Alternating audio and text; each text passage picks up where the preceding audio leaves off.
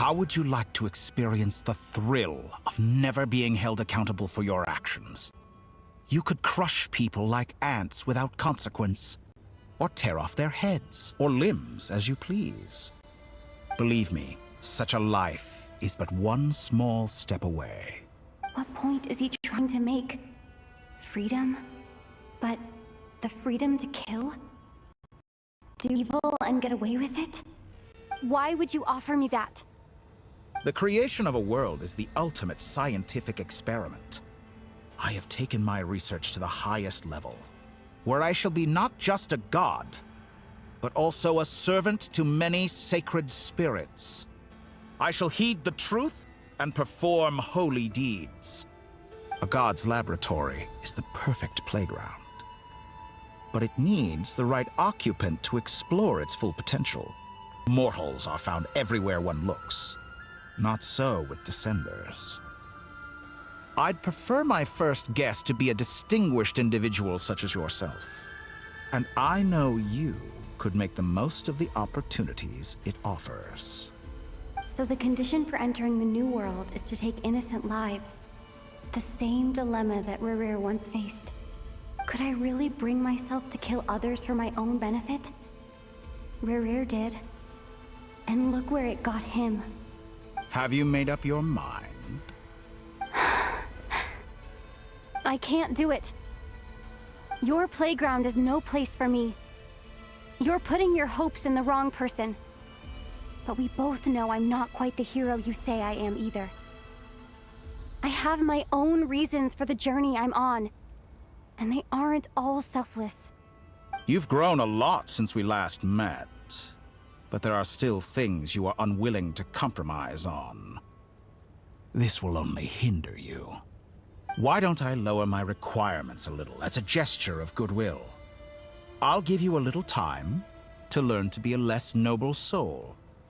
That'll make things much easier for you. I really doubt I could live that sort of life.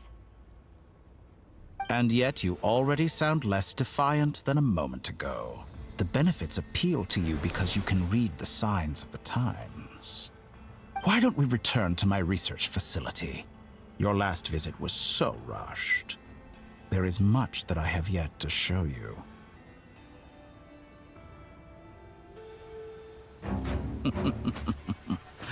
Now to that question,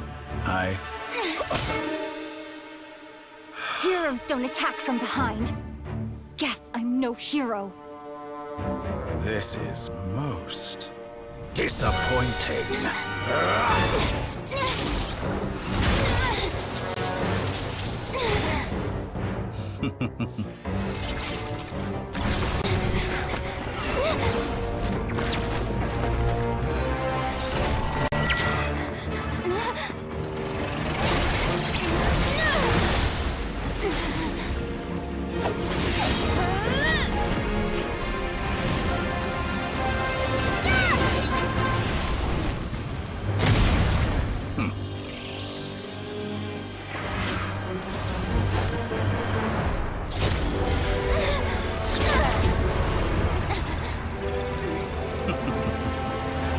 Now then.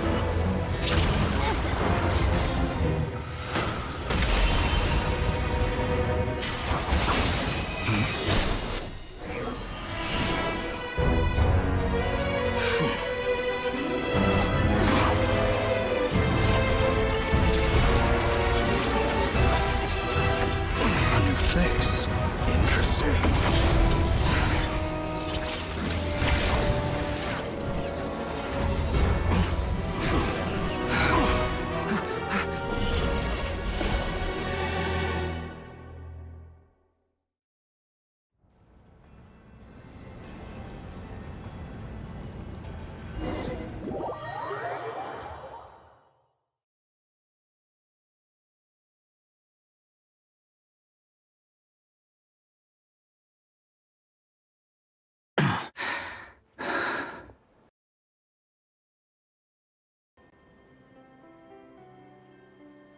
You're still gonna call me Hack Guy after that, huh? I didn't see anyone else in there who needed saving.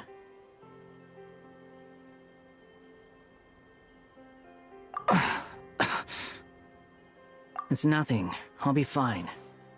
Why are you looking at me like that? Is it that shocking that I'd come to your rescue? I owed you a favor back in Sumeru. Now we're even. Distracting Dotori was tough. I won't lie. He's not gonna fall for the same trick twice. That was my one shot. I'd hoped to use it to take him out. Ugh. I never wanted to obliterate someone more than I do right now. Dotori doesn't recognize me, but his segments were originally made based on an analysis of my operational principles. I expect it's only a matter of time before he figures out what I am. So Dotori doesn't recognize Wanderer because he deleted himself from Irminsul. Did he really miss his only chance for revenge by saving me? Why the long face? Hey, I'm not blaming you, okay? And I'm not complaining either. Rescuing you and killing Dotori are equally important goals. Everyone would be pretty stuck without you. It's best you live to fight another day.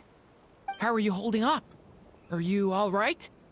Hat Guy said to put safety first, so we agreed to run as far away as we could after leaving the energy field, and only meet up once it was safe. You don't look injured. It seems that Dotori didn't do anything to you. All right. Rescue operation complete. Let's head back. There's a lot more work to be done before this is over.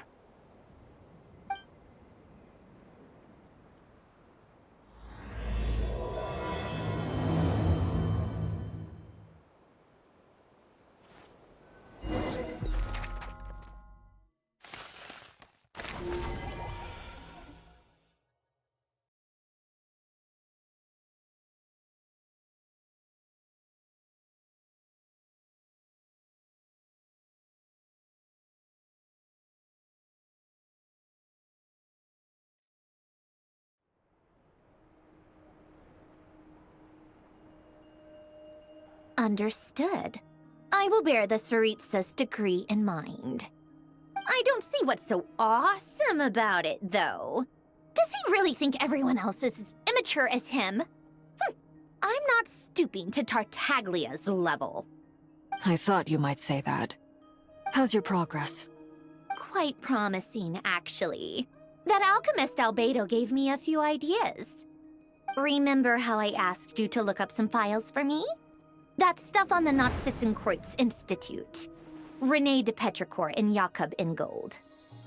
Alain Guilton despised René's theories and methods, but he never managed to come up with better alternatives either. So I adopted some of René's ideas.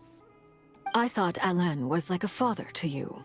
He and René were mortal enemies, were they not? And what would you say if Lenny and his friends one day learned something useful from someone you utterly detested? I would applaud them for it. That would mean that they have surpassed me.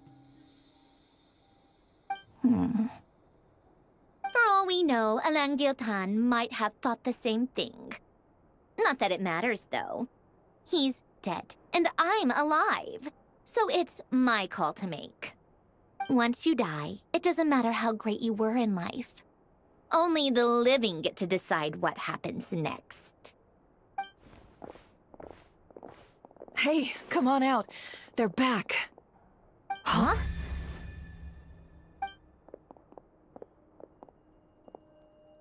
You're back? And your head's still screwed on? And you still have all your limbs? What does it look like? Way to keep your composure, madam. Excuse you. I am perfectly composed. Glad you're okay. Yes, it's a huge relief. Worry? Oh, yeah, right. You think we, the Fatui, were worried about you? We were worried sick. Hey! The Traveler and I were already friends. You are free to join this mission in whatever capacity you please. Much like your tea parties. It's a laugh a minute with you guys. I must say, I was quite surprised when Mr. Albedo told me he would need no additional aid. We discussed this on our way back as well. I am rarely so unequivocal, but in this case, we had full confidence in Hat Guy. He said he knew what he was doing. Albedo and I pretty much had to just wait outside on standby. Meanwhile, Hat Guy broke into the energy field and rescued the Traveler solo. You didn't have to mention that. Well, I'm thoroughly impressed. You are a force to be reckoned with, Hat Guy. Is she back?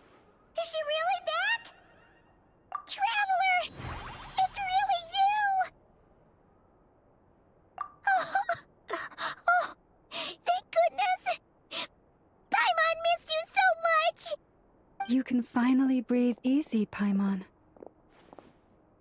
It's great to have you back in one piece! Oh, Paimon's been having nightmares the whole time you were gone! Look at them. You know, once you reach my age, there's nothing better than watching a misty-eyed reunion between friends. It's nothing. Same goes when you get to my age, too.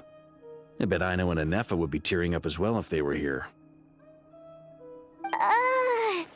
Varka, I'm not sure Anefa can cry. Oh, yeah, good point. Hey, your eyes are looking a little red and puffy. Come here, let's hug it out. What? Ew, no! No, thank you. You're not my dad, okay? Knock it off! Everyone, I'm sorry for all the trouble I caused you. But the silver lining is, I didn't come away from this ordeal empty-handed. While I was being held captive, I learned a lot about Dottoro's current capabilities and what he plans to do with them. Allow me to explain.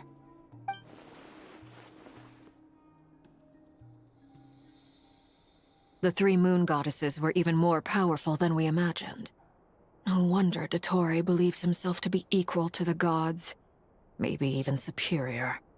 Utter blasphemy. While everyone was gone, Nefer and I made an interesting discovery. And I believe Miss Sandrone has something to share too. Ma'am, perhaps you could do the honors?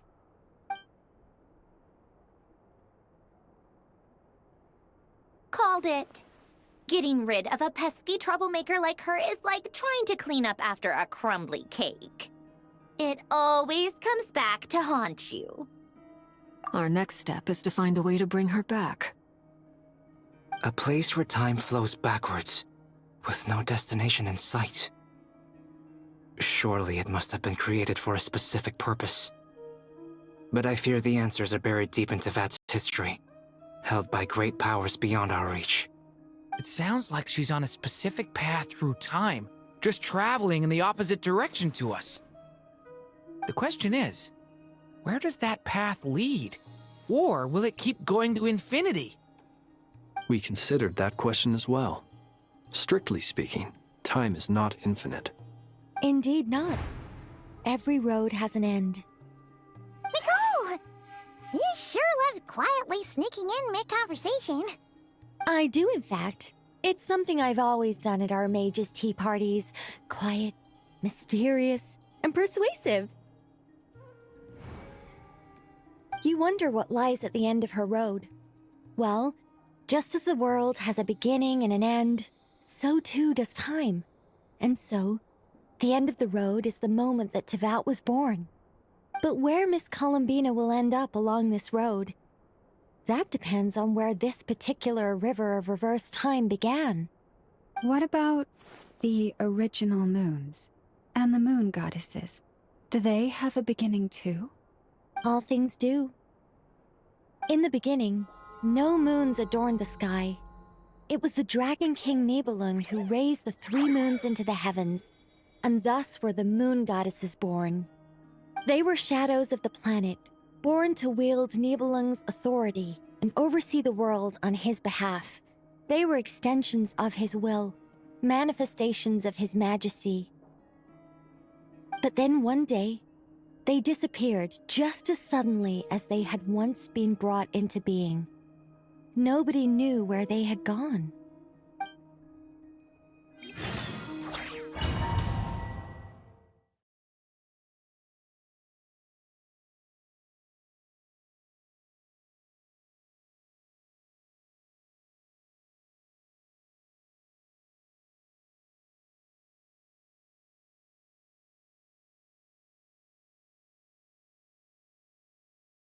Like I thought, no more paths back to reality have emerged since. But how can I be sure that I'm going the right way without scenes from reality to keep me on track? I can't even be sure of how long I've been walking for. The further I travel, the less stable this space becomes. There are even moments where I can sense something that feels like abyssal energy. They can just materialize out of thin air. I have to keep my wits about me.